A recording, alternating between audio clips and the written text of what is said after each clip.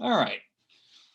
Where we left off, I was working through these practice problems in population genetics, and some of these I will leave for you to do yourself if you want to. Others, I'll work with you. And if you recall, on Tuesday, we worked one, it's this one, about a group called the Old German Baptist Brethren, or a group informally known as the Dunkers, a religious denomination with about 3,500 members as of 1950 in the United States, mostly in Pennsylvania. What we were able to do there was calculate allele frequencies directly and then test whether the population was in Hardy-Weinberg equilibrium. Remember, if a population is in Hardy-Weinberg equilibrium, then the allele frequencies and the genotype frequencies are linked together. That if you know the allele frequencies, the genotype frequencies will be determined. If you want another problem like that, I guess we can do this one quickly. If you pull up 3,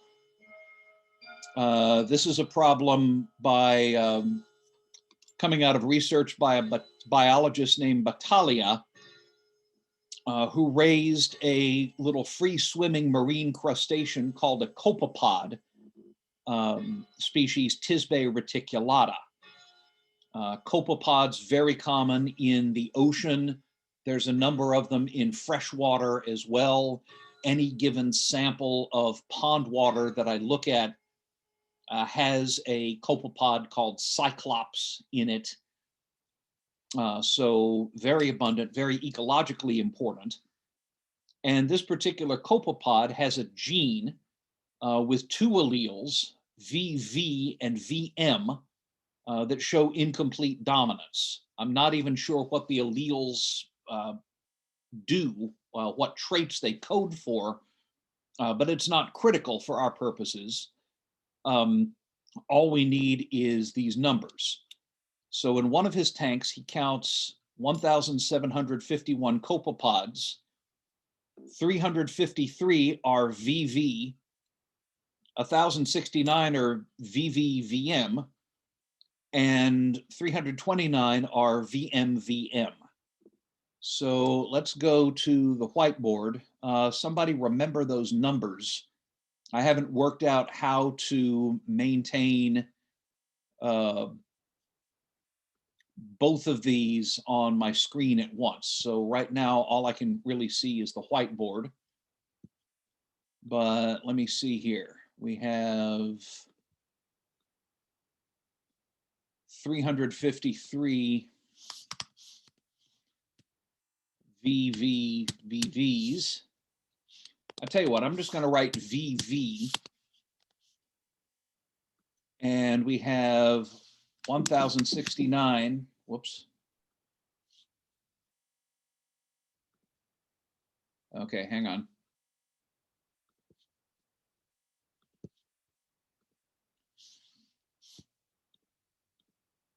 $353 VVs and 1,069 VM and 329. Come on.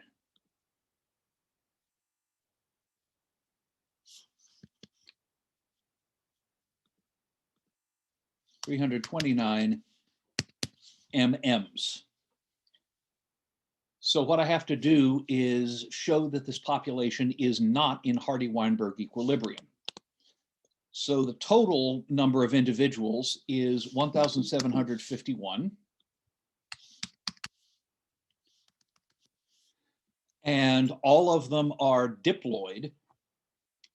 If we were dealing with a population that had sex chromosomes and sex-linked alleles, calculating this might be a little tricky. If we were doing this for a human population with a gene on an X chromosome, some members of the population would have 2 copies of the gene and some would only have 1. But here we can assume that this is not the case. So we have 1,751 total individuals. And that means we have double that number of alleles. So that is 3,502. exactly what I was going to say. Total alleles. Okay, so now what? So the frequency of the V allele is going to be equal to, think this through, we have 3,502 alleles. 353 of these copepods have 2 copies of the V allele. To that, we have to add 1,069 individuals that have 1 copy of the allele. And then we have to divide the whole thing by 3,502. Okay. And you can take your calculators out and plug and chug that if you want to. While you're doing that, the frequency of the M allele is calculated in the same way. We have 329 individuals that have 2 copies of the allele and 1,069 individuals that each have 1 copy of the allele. And then we divide the whole thing by 3,502. And we get, what? What do we got? The V frequency is 0.506. Equals 0.506. And we can call that frequency P. And then the frequency of the M allele, let me guess, it's going to be 0.494. close, yeah, pretty much. Okay, Around. it's going to be 0.494, and we can call that Q. I did that in my head because P plus Q, if you only have 2 alleles, P plus Q must always equal 1.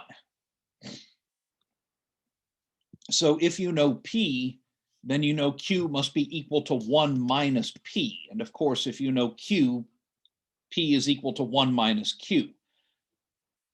If you wanted to, you can go back and calculate both of them the long way around. If you find that they don't add up exactly to 1, that's probably because of round off error, but the sum should be really, really close. If the sum is not 1 within rounding off error, then you've probably done something wrong. Okay, what we have to do now is show that the population is not in Hardy-Weinberg equilibrium. Okay, well, if we're in Hardy-Weinberg,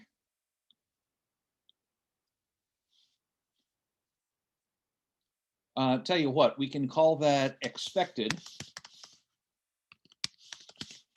If we're in Hardy-Weinberg, then our expected frequency of VV individuals is equal to P squared, and that's equal to 0.506 squared. Okay, sorry, haven't yet figured out how to do superscripts on this thing. And that's going to be equal to about 0.25, maybe a tiny bit more. 256.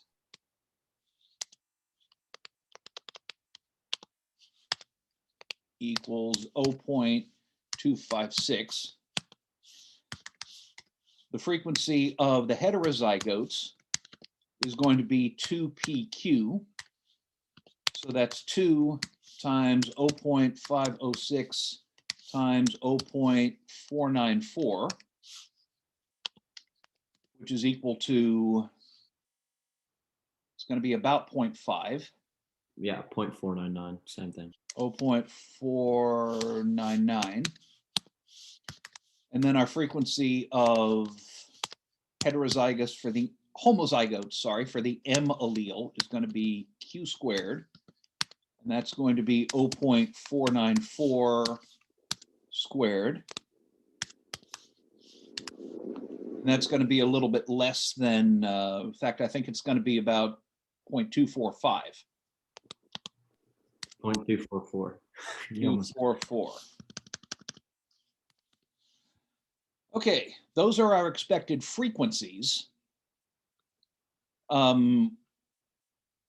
Let's turn this into actual numbers. 0.256 times the population size of 1751 is what? Get this, 0.256 is the fraction of individuals that should have the VV genotype. To turn that into the actual number of individuals, we multiply that fraction or that decimal by the total population size, 1,751.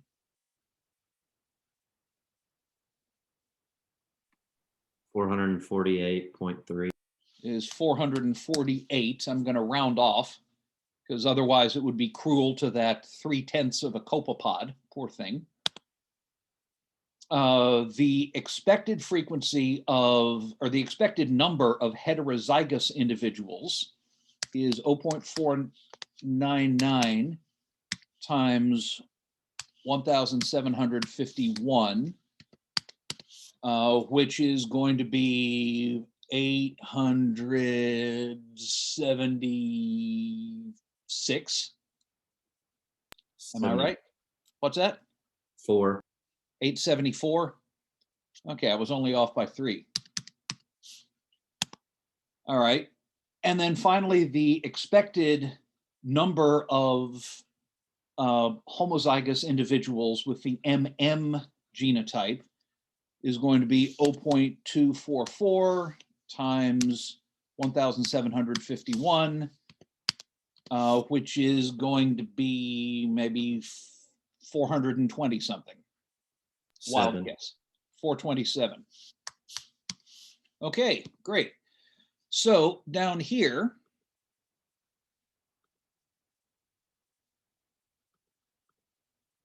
there, that's our expected, right?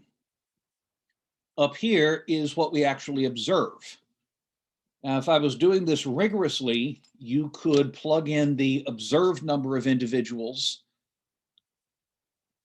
and the expected number of individuals. And now that I've said the magic words observed and expected, you should immediately be thinking you could be doing a chi-square test with 2 degrees of freedom.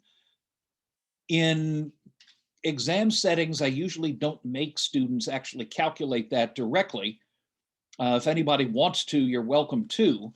I think you can see that the numbers are pretty far off what we observe. That we have a lot more heterozygotes in the population and considerably fewer homozygotes than we would expect if the population is in Hardy-Weinberg equilibrium. And again, we could test that much more rigorously, although on exams, I usually haven't made people do it. So what that tells us is at least one of the Hardy-Weinberg conditions is being violated. Now, if you think back to what those are, one of those conditions is the population has to be large. And we'll talk later as a bit more rigorously as to what I mean by how large counts as large. But this is, 1,700 individuals. It's probably pretty darn large. So population size is probably not a problem, although we'll get to that later in a more rigorous way. We have, these are grown in tanks, so there's presumably no migration in or out, because copepods can't fly. They don't drift in with the breeze. So a tank population is presumably perfectly well isolated.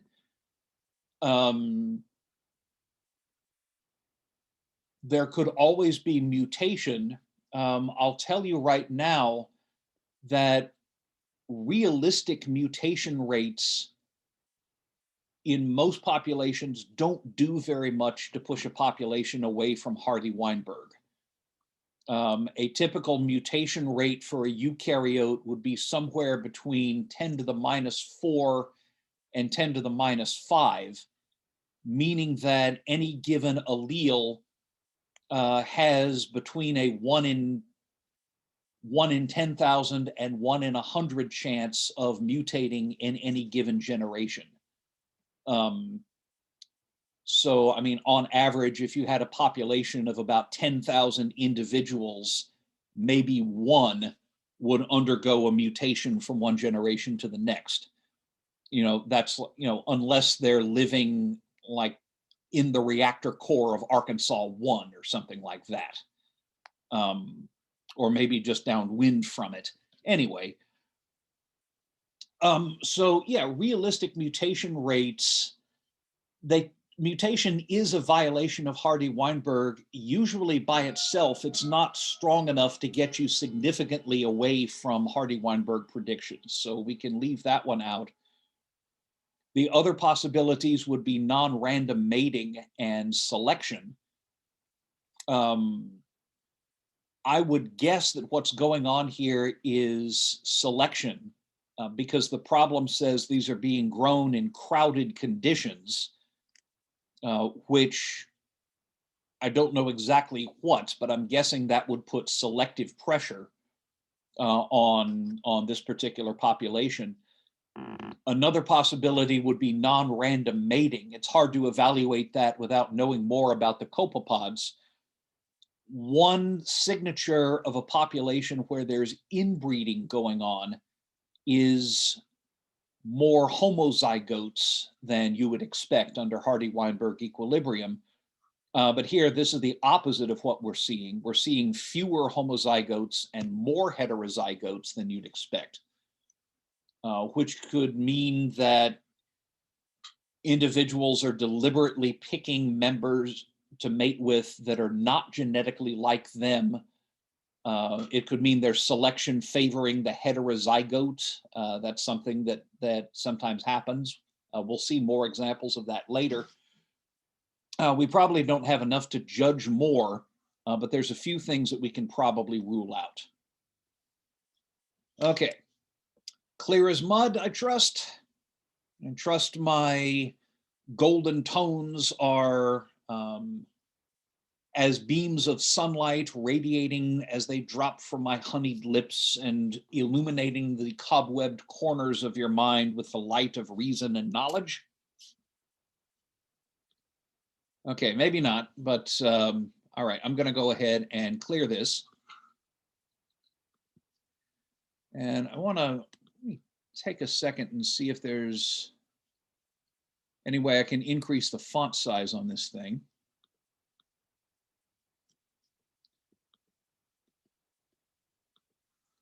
Okay, I can do it with the drawing, but I seem to be stuck on that font size for text. All right, I'm hoping everybody can read what I'm typing. I hope this is sort of clear. Okay, something on the chat. Let me see. Okay, something like that. Right. Okay, right.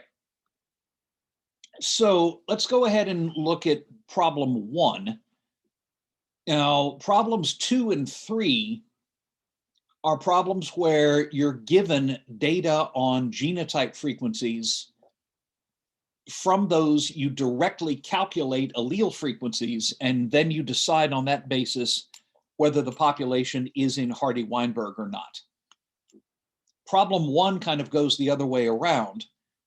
This is a case where we can't tell all of the genotypes. This is a study of a Native American tribe of Arizona called the Hopi, looking at a population of about 6,000 people back in the 1950s. They found 26 with albinism. That's really unusually high. And this particular form of albinism is controlled by a single gene with two alleles. Albinism is recessive, normal skin coloration is dominant. That immediately tells you why you can't calculate the allele frequencies from this information. It's because you can't tell who's a carrier. If normal skin is completely dominant to albinism, then you have no way of knowing who's heterozygous for it. You can't tell the carriers from the homozygous dominant individuals in that population. I trust that was pretty obvious. Okay. What you can do in this case is assume the population is in Hardy-Weinberg, calculate the expected alleles and genotype frequencies. Of course, that calculation will only be as good as the assumption that the population is in Hardy-Weinberg. But let's think about it. Let's see if the Hopi really are in Hardy-Weinberg equilibrium. Let's see, large population size, 6,000 is probably large enough, although again, we'll look at how we handle population size later. Mutation, possible, but again, realistic mutation rates aren't really strong enough to push a population very far from the Hardy-Weinberg condition. I mean, unless these people are living, right next to a big uranium mine, which actually I think they are, but I don't think mutation would do it. Migration in and out of the Hopi are pretty isolated. Their traditional culture is still very strong. There are some individuals who have left the Hopi reservation. There's not a lot of people moving in. You can't just walk up one day and say, hey, I'd like to join the Hopi tribe. Could I have a copy of your application? Tribal membership does not work that way. And as I understand it, the Hopi kind of tend to keep to themselves. So there's probably not much migration in or out. You could test that by looking more closely at historical records and tribal traditions, but there's probably not much migration. Selection could be going on, and might especially be a problem because albinism, of course, means you've got no melanin to block ultraviolet rays, and the Hopi are living in the Arizona desert. So you might expect there would be selection acting against albinos. They'd probably suffer much higher rates of skin cancer.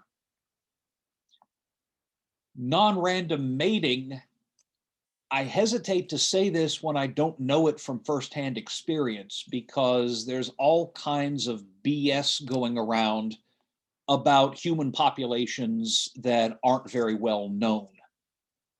Somewhere I've read that people with albinism are actually considered sacred in Hopi culture, and they might actually be seen as desirable mates, meaning that you might have people, if albinos have a lot of people wanting to marry them, they might actually leave more offspring than non-albinos. I have heard that. I'm not affirming that it's true, because I don't know myself, and I hesitate to report stories because some of those are just turn out to be false. Like Darwin's claim that the Fuegians kill their elderly when conditions are tough. Supposedly one of the Fuegians on the Beagle told him that, but may have just been kidding him, because nobody else who studied the Fuegian people has ever observed that.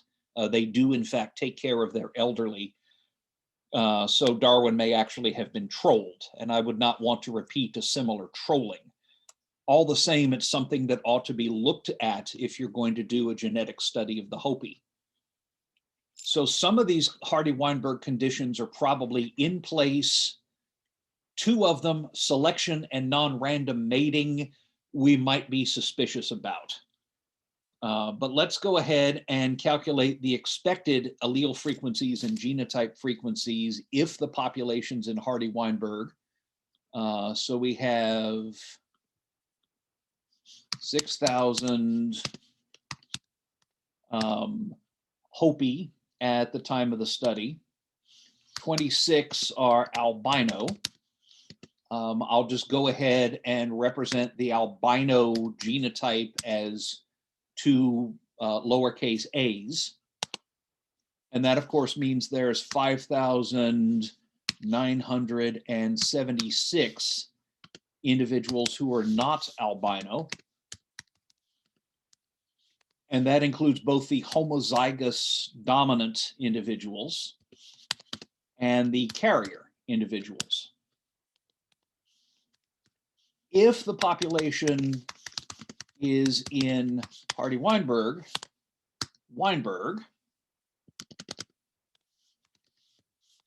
then the frequency of people with the a genotype is going to be equal to Q squared, where Q is the frequency of the a allele. Okay, if the population is in Hardy-Weinberg, then the frequency of albinos will be the square of the frequency of the albino allele. Okay, that gives us our clue. We can calculate directly that the frequency of people with the albino genotype is equal to 26 divided by 6,000. Incidentally, we can also calculate that the frequency of homozygous dominance and heterozygotes equals 5,976 divided by 6,000. Dr. Wagner, Yes, ma'am. do you mean 974? I guess I do. Okay. Oops. Thank you for pointing that out. 5,009. Dang it.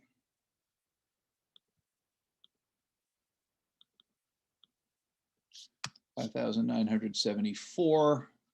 5,974. Thank you for pointing that out. Oopsie.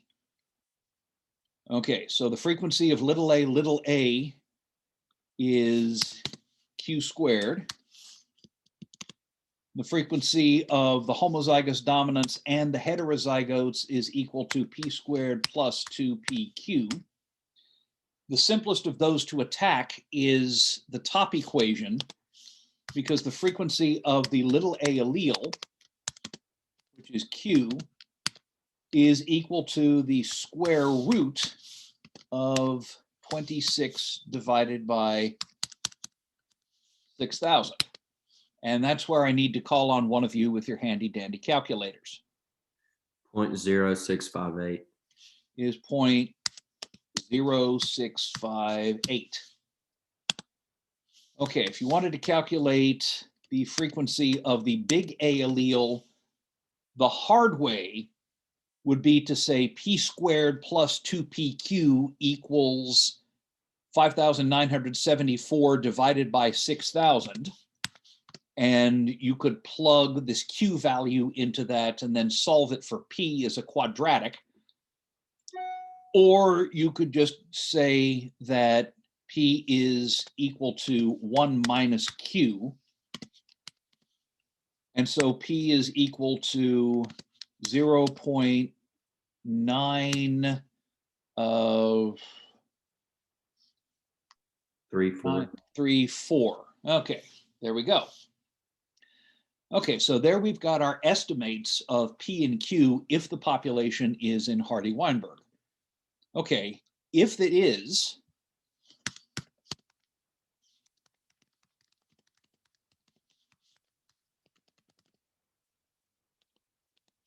then the frequency of individuals that are homozygous dominant is equal to P squared, and it's equal to 0.934 squared. And that's going to be equal to something like 0.82, I think, 0.83.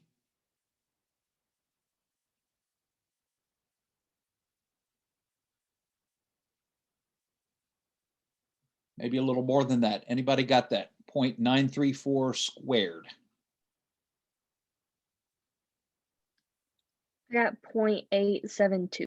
0.872. Okay, I was a little low. 0.872. Or in other words, 87.2% of the Hopi would be predicted to be homozygous dominant with normal skin. The frequency of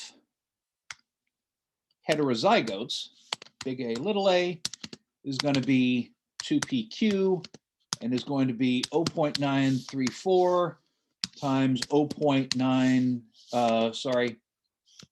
is going to be equal to 2 times 0.934 times 0.0658. And that is going to be approximately 0.12. Is 0.12 something. 3. Is 0.123. And then the frequency of the homozygous recessive, we already know because that we could calculate directly from our data. So if the population is close to being in Hardy-Weinberg equilibrium, 12.3% of the Hopi, that's almost exactly 1 in 8, are carriers of the albinism allele. Of course, that estimate's only as good as our assumption that the population is in Hardy-Weinberg, and we should certainly test that further, but this might be a pretty good start, you know, especially if, you know, maybe you don't think of albinism as a big deal, but if we were looking for the frequency of, you know, some other allele that might cause an even more serious genetic condition, this might be the kind of thing that's useful to know if we want to know how common it might be in the population as a whole. Okay, so those are the two ways you can set up simple Hardy-Weinberg problems. You can, if you can tell the heterozygotes and the homozygotes apart, if you have the frequencies of all of the genotypes, you can test whether the population is in Hardy-Weinberg equilibrium. And your Hardy-Weinberg predictions are kind of a null hypothesis. If your population doesn't meet them, then there's something interesting going on. Either the population's small, or there's migration in or out, or there's selection, or mating is non-random, or they're living in the Chernobyl reactor core or something like that because there's a high mutation rate, or maybe some combination of those. Dr. Wagner? Yes, ma'am. At the beginning, did we not double the 6,000 because it said single gene in the problem? Double the 6,000? Like, Oh, to count for the alleles as we did in number 2 and 3? not in this case.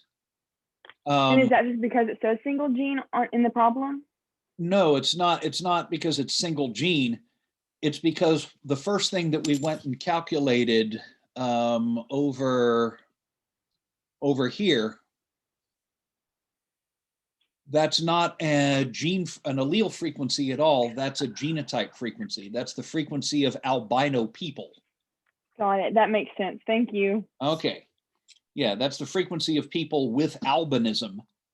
And from that, we can, yeah, we don't have to, yeah, we don't have to worry about 6,000 people equals 12,000 genes. Yeah, because, okay, yeah, I'm going to try not to confuse you by trying to explain it further, but hopefully you get No, that makes sense. Thank Okay. you. I don't know All why right. that confused me. Okay, I don't want to confuse myself. All right, let's look at, what the heck, let's do another one. Where do I want to go from here? Okay, we've done 1, 2, and 3. I'll leave you to do 4. And you can do 5 if you feel like it. Let me see, do I want to get into selection just yet? At the end of the question, it asked carriers of the recessive albino allele. You just take your big A, little a frequency and multiply it by population, right? That would give you the numbers of people that you think are carrying the allele. Alternately, you could just do what I did and say that it's 12% of the population, or 12.3. Okay. All right, do I want to get into fitness or... Oh, I've got an idea. Let's go to 11. Let's make like Spinal Tap and turn this up to 11. And let's look at what you do when you've got more than 2 alleles. Because the world is not always kind, and it does not always give you 2 nice, neat, simple alleles that you can study. This is some work by PDN. I think he was British, so I guess his name is Hebert, although in South Louisiana, he'd be Hebert. Maybe he's a lost Cajun or something like that. And in problem 11, Hebert studies allele frequencies for a gene that codes for an enzyme that happens to be called malate dehydrogenase in a very common crustacean called Daphnia, the water flea. And it turns out there are 3 alleles of the MDH gene, abbreviated S, M, and F. S, M, and F, by the way, means slow, medium, and fast. And the reason they're called that is that ever since a guy named Richard Lewontin worked out how to do this back in the 60s, you could take a water flea, grind it up, put the smushed up water flea in an electrophoresis gel. You've done electrophoresis at some point, I assume.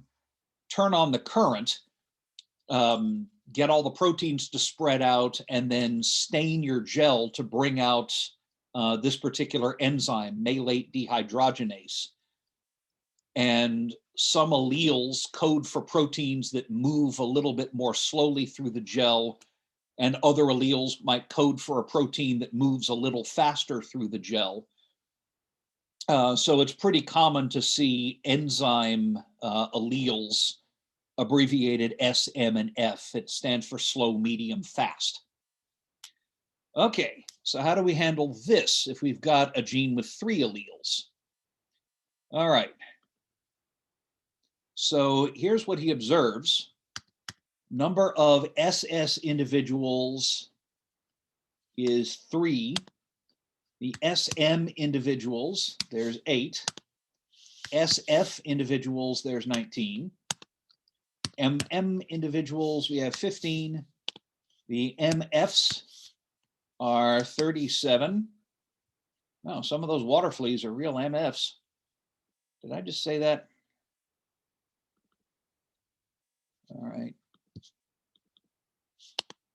And the FF individuals, there are 32. What we need to do is calculate the allele frequencies and decide whether the population is in Hardy-Weinberg equilibrium. Okay, well, this is not as gnarly as it might seem, and it's possible to expand the Hardy-Weinberg equilibrium to as many alleles as we want to. So the total number of Daphnia that we've got, the total number of water fleas in the pond, is going to be the sum of all of these. And that's going to be 69, 79, 84, 103, 106, 114. Right? Yes. Of course it's right. I've got a PhD. And so your total number of alleles is, of course, double that. So it's 228. Okay, because, okay, we've got 3 alleles in the population, but since every flea only has 2, then the total number of alleles in the population is double the number of individuals. Okay, what we've got to do here is calculate the allele frequencies. So let's do the frequency of the S allele is, think about this. We have 3 individuals that have 2 copies of the S allele, right? That's the ones with the SS genotype. And we have 8 individuals that have 1 copy of the S allele because they are SM. And we have 19 individuals that have 1 copy of the S allele because they are SF.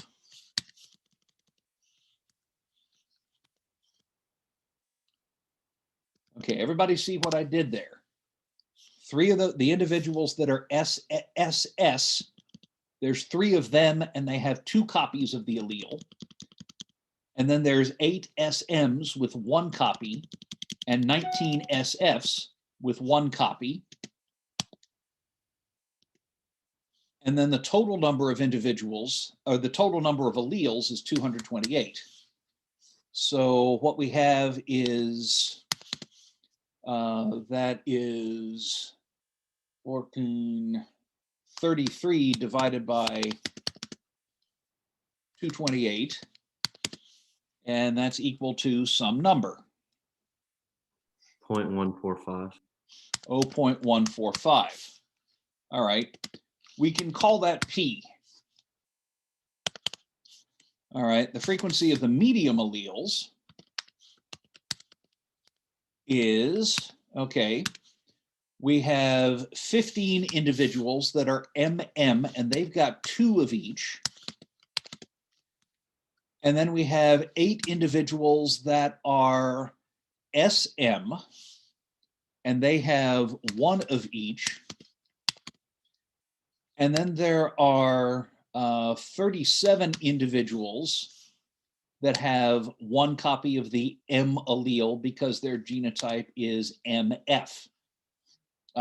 So yeah, they are sexy MFs, as Prince would say. And so that is going to be 38, 37. That's going to be, okay, divide all that by 228.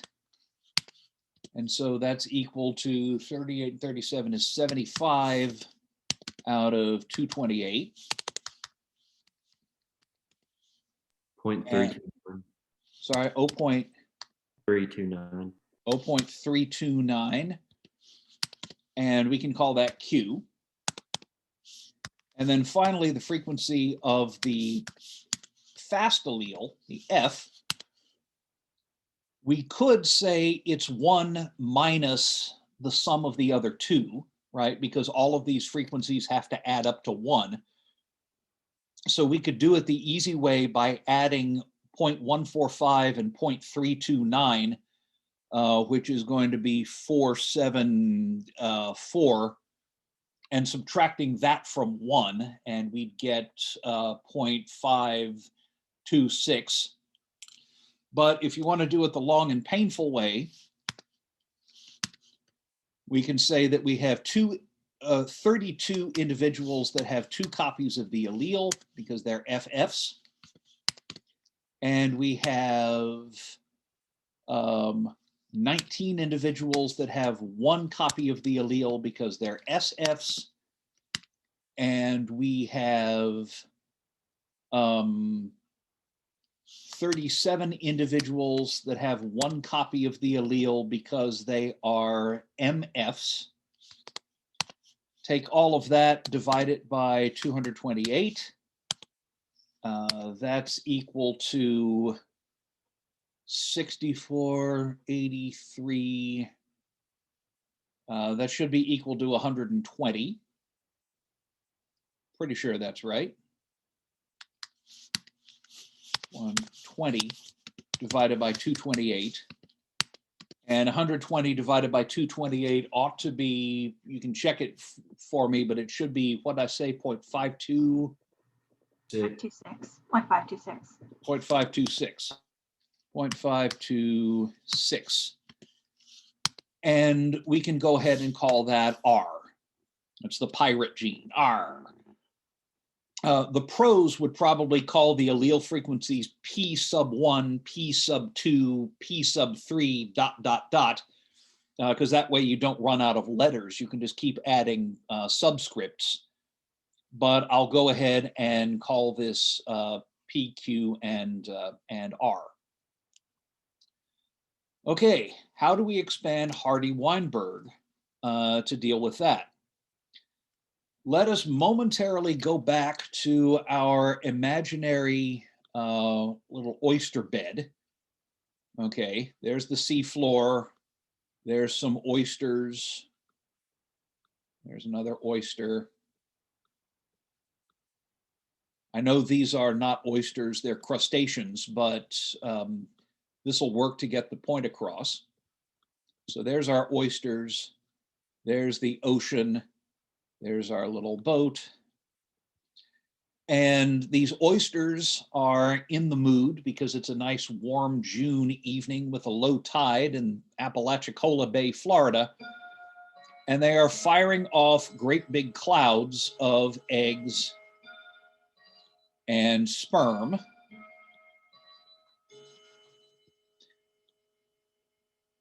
Actual size not shown, to make the next generation of oysters. Okay. Some of these are going to have, I'm momentarily going to pretend that it doesn't really matter, but we'll pretend that these oysters have a similar 3 allele system. So some of these eggs will be carrying the S allele, and some will be carrying the M, and some will be carrying the F, and some of the sperm will be S, and some of the sperm will be M, and some of the sperm will be F. Okay. So again, all of these gametes are being fired off into the water. The currents are churning them and, you know, stirring them up into great big gamete soup. And the gametes are pairing up at random. Okay. Let's say 2 gametes, an egg and a sperm, happen to pair up. What's the probability that both of them will be packing the big S allele? That the egg will have the big S allele and the sperm will also have the big S allele.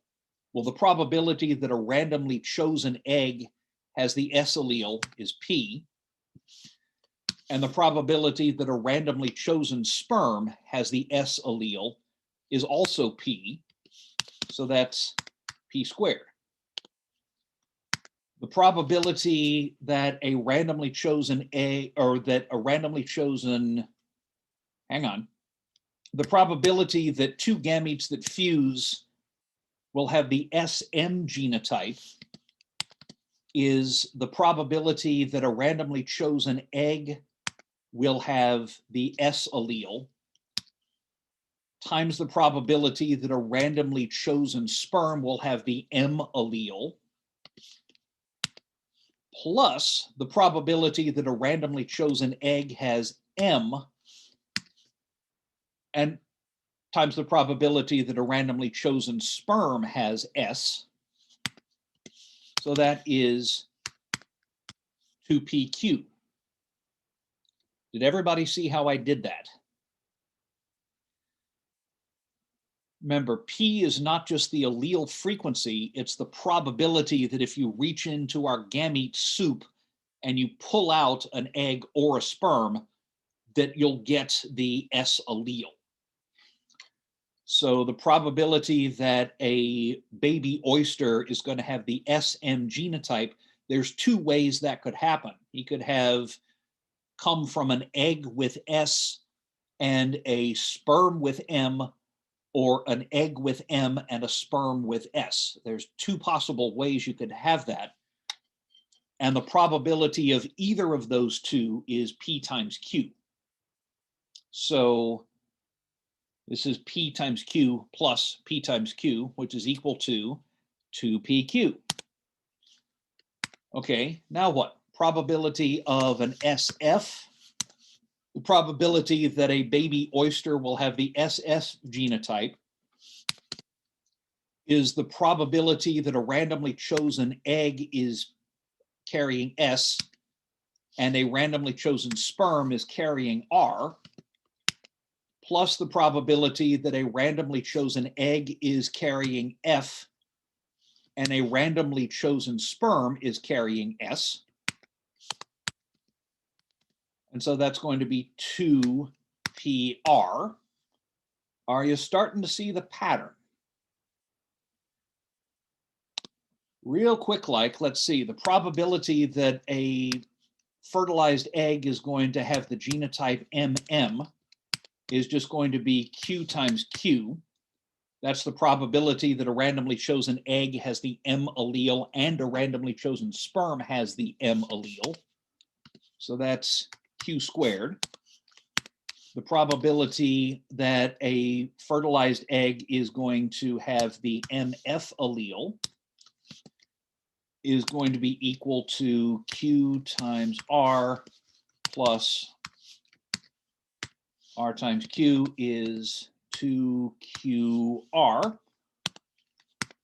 And the probability that a fertilized egg is going to be packing FF is going to be R times R, so that's R squared. Okay. You can demonstrate the same thing. It works the same way, even in species that don't randomly fire off clouds of gametes.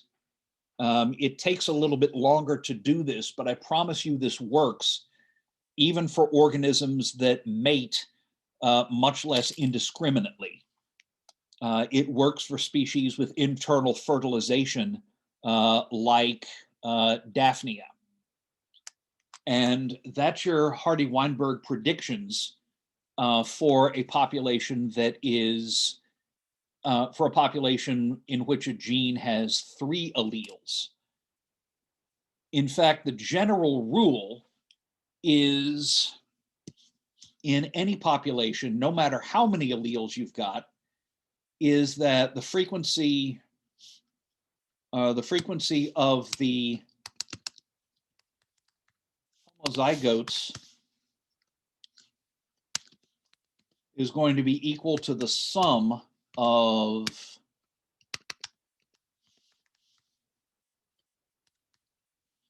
the squares of the allele frequencies. The frequency of the homozygotes is going to be equal to, I'm going to draw this, is going to be equal to the sum. You guys remember sigma notation, I trust.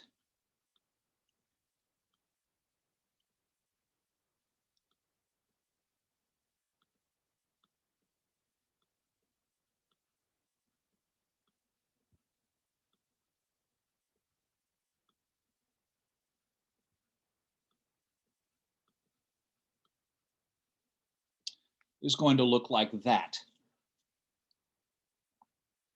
It doesn't matter. We can call our allele frequencies P1, P2, P3, however many we need. The frequency of homozygotes in a population in Hardy-Weinberg, the frequency of all of the homozygotes is going to be equal to the sum of the squares of the allele frequencies. That's a way you can test whether a population is in Hardy-Weinberg, no matter how many alleles you've got to deal with. I think the last problem in this set is a pretty gnarly one, but it's not as difficult as it looks. But anyway, to finish off this one, I don't know if I'm going to work the entire thing, but we can say, okay, here's our observed. What's our expected? Well,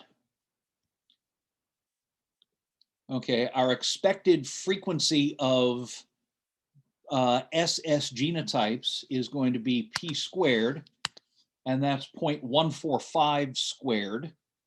0.145 times 0.145, which is a number of some sort. Okay, anybody got it? You with me? What's 0.145 squared?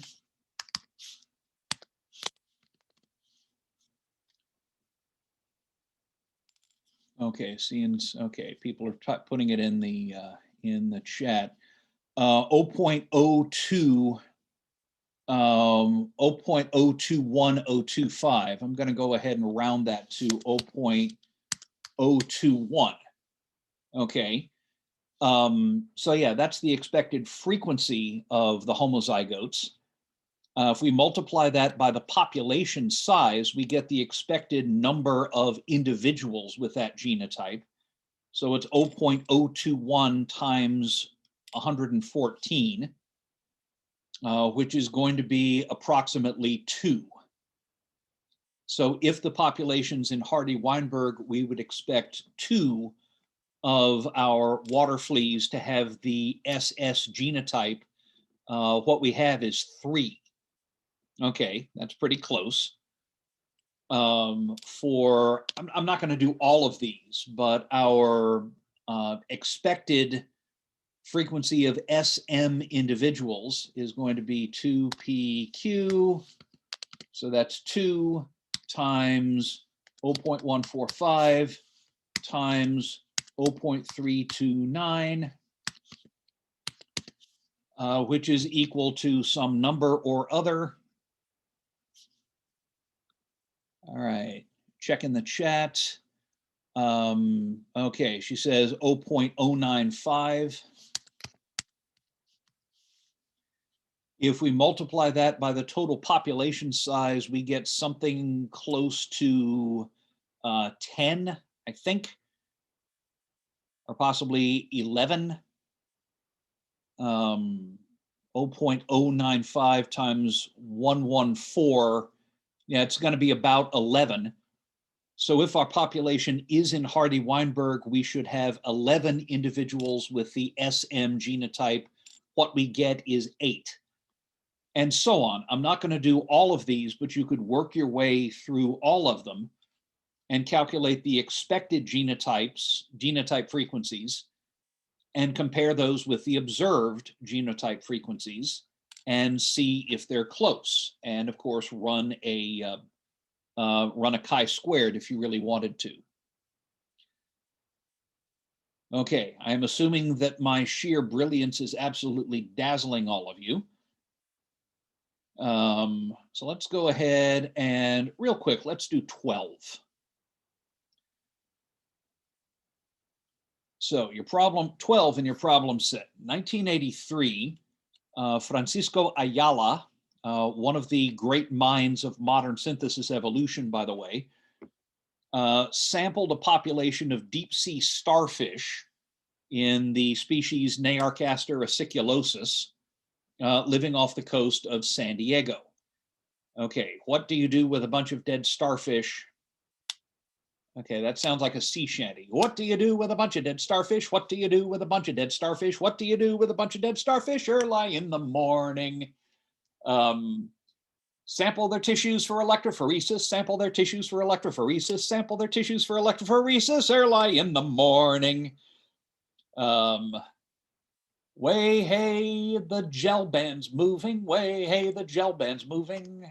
Hey, hey, the gel band's moving early in the morning. Okay, that didn't work very well. All right, so the electrophoresed tissue fluid from these deep sea starfish might be interesting to know what deep sea starfish populations are doing.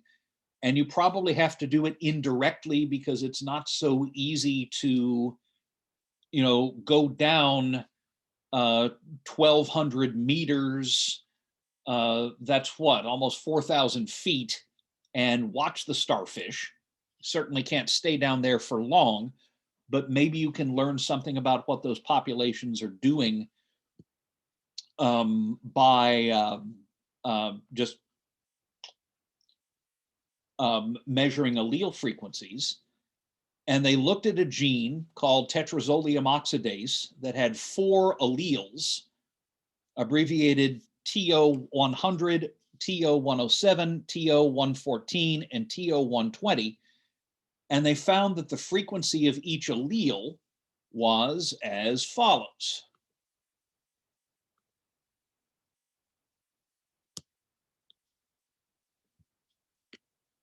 Drum roll, please.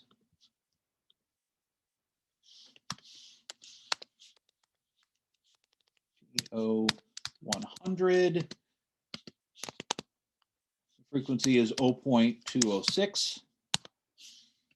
TO107. The allele frequency is 0.147.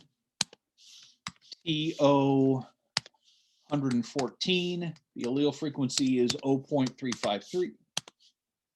And TO120, the allele frequency is 0.294. Okay, Ayala found that in this population, the number of heterozygotes, that's often written capital H or sometimes capital H lowercase e, was 70.6%.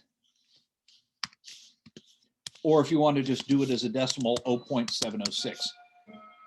Does that match the prediction for a population in Hardy-Weinberg equilibrium? This tends to freak people out, but it's actually not that difficult, because remember that if you are in Hardy-Weinberg, then the frequency of homozygotes is equal to, I'd have to draw that formula again, but it's just going to be equal to the sum of the squares, of the allele frequencies. So if we wanted to call these 4 frequencies P, Q, R, and S, the frequency of homozygotes would be P squared plus 2Q squared plus R squared plus S squared. Now, the frequency of the heterozygotes is going to be 2PQ plus 2PR plus 2PS plus 2QR plus 2QS plus 2RS. And if you're a masochist, you could calculate it that way. But it's much easier to calculate the frequency of homozygotes, which is just going to be square each of these 4 numbers and add up the squares. And then the frequency of heterozygotes is 1 minus the frequency of the homozygotes. So if anybody feels like calculating the sum of the squares, it's going to be 0.206 times 0.206 plus 0.147 times 0.147 plus 0.353 times 0.353 plus 0.294 times 0.294, and that's going to be equal to some number or other. 0.275. 0.275. Okay, great. So that's the frequency of homozygotes. We can call that, frequency of homozygotes. Frequency of heterozygotes is going to be equal to 1 minus the frequency of homozygotes. And that is just going to be 0.775. 725. Okay. Yeah, my 6th grade math teacher said I wasn't gifted in math. Bitch. Yeah, my 6th grade math teacher was Hitler's wet nurse. I'm convinced of it. So anyway, so our predicted frequency of heterozygotes is 0.725. Our observed frequency of heterozygotes, according to Ayala and Company, is 0.706. Fairly close. Whether it is close enough to say that the population is in Hardy-Weinberg equilibrium or not, yeah.